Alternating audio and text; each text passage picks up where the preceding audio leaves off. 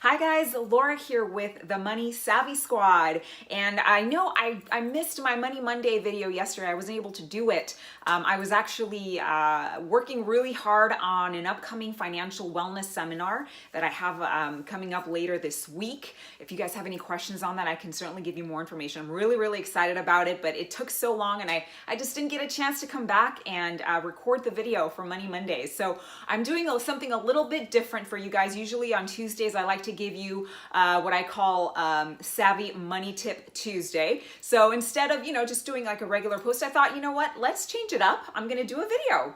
So what I wanted to talk to you guys today about was, if you're like me and my family, my husband, he is really big on, eating healthy and not just him, but as a family.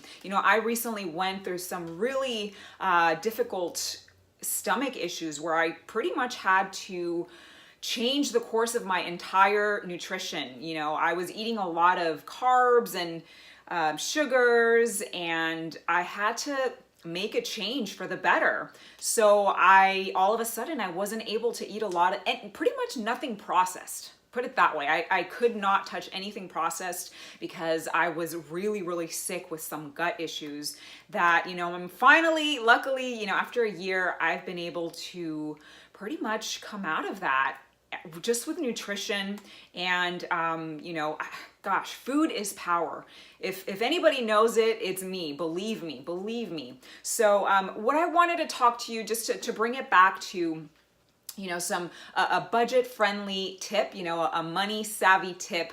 I know that eating organic foods and, grass-fed meats, I know that can get really expensive, especially when it comes to the meats. So what I thought I would bring you is just a quick little tip where you can cut costs like that. Something just really quick. It's very easy to remember, but you can cut costs, by like 30% by doing this one thing.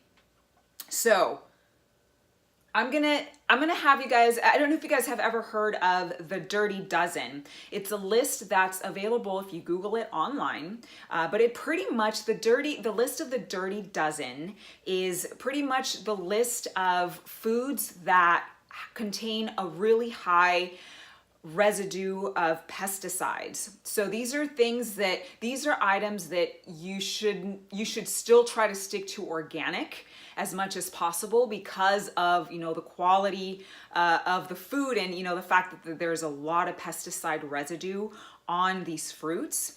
And so these are pretty much fruits and vegetables that you should keep as organic as much as possible. So those are pretty much when you think of the Dirty Dozen, think of vegetables and fruits that don't have like a protective layer or a peel. So it's just the vegetable or the fruit laying there. So it's able to, to keep that residue of pesticides, and it's not very good for our health. So this Dirty Dozen list, I'm going to give it to you, okay? So they're dirty. That's exactly what the list says. It's a list of the Dirty Dozens. You want to keep this as clean as possible, so keep these organic. So the list of these Dirty Dozen fruits and vegetables are, number one, nectarine. So nectarines you want to buy organic. Peaches is another one. Apples, and I have an apple here. So you see how an apple is, doesn't really have a lot of a protective layer, right? We just pretty much bite into it. So we're eating all of the residue, the pesticides, all that stuff that's on there. So again, you want to keep it as organic as possible. Strawberries is another huge one. Bell peppers and any other hot pepper you want to keep organic. Potatoes is a huge one. I would say, if anything, like keep that one organic because that one is actually one of the dirtiest ones on the list.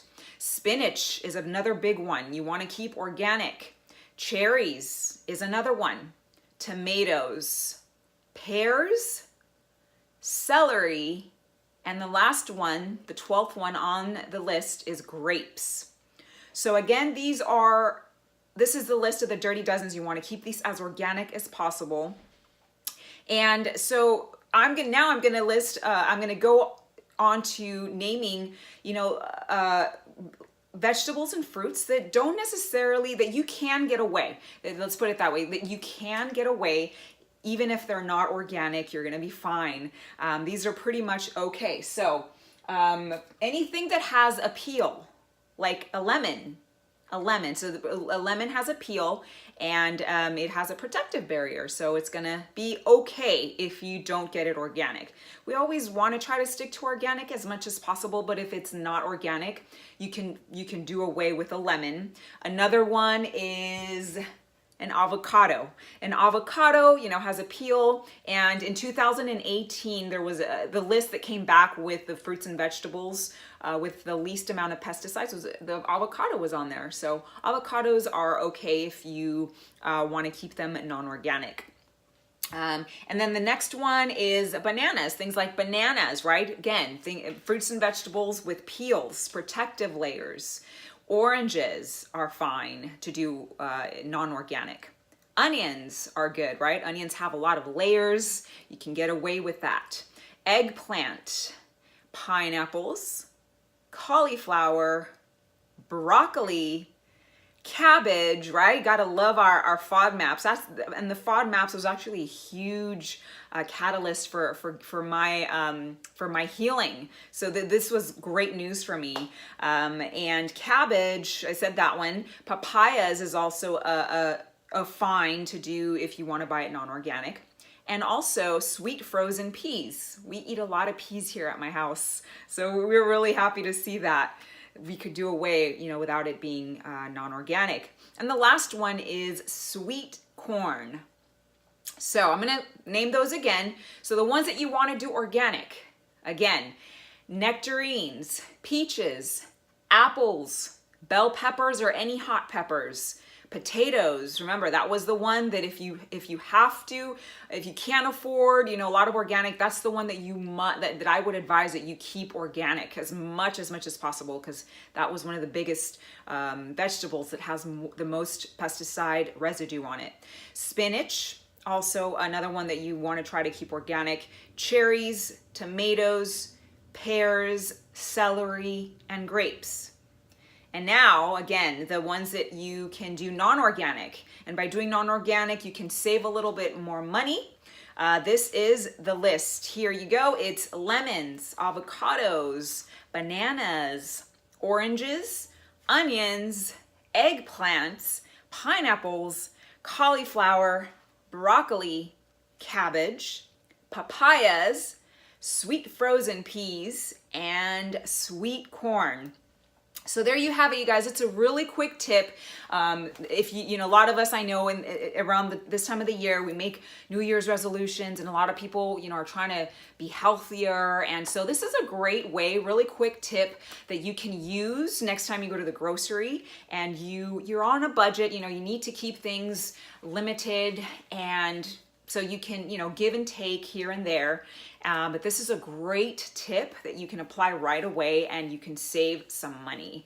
So that's it. That's the money savvy tip for today, Tuesday. And if you want tips like this every week, tune in, check my page out every Tuesday. Every Tuesday I post a money savvy tip that you can utilize like that.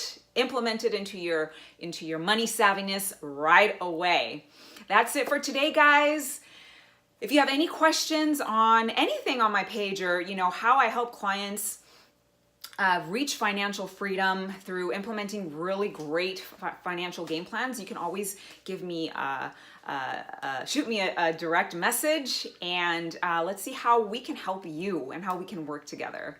Happy Tuesday, and I hope you guys are having a great week. Thank you. Bye-bye.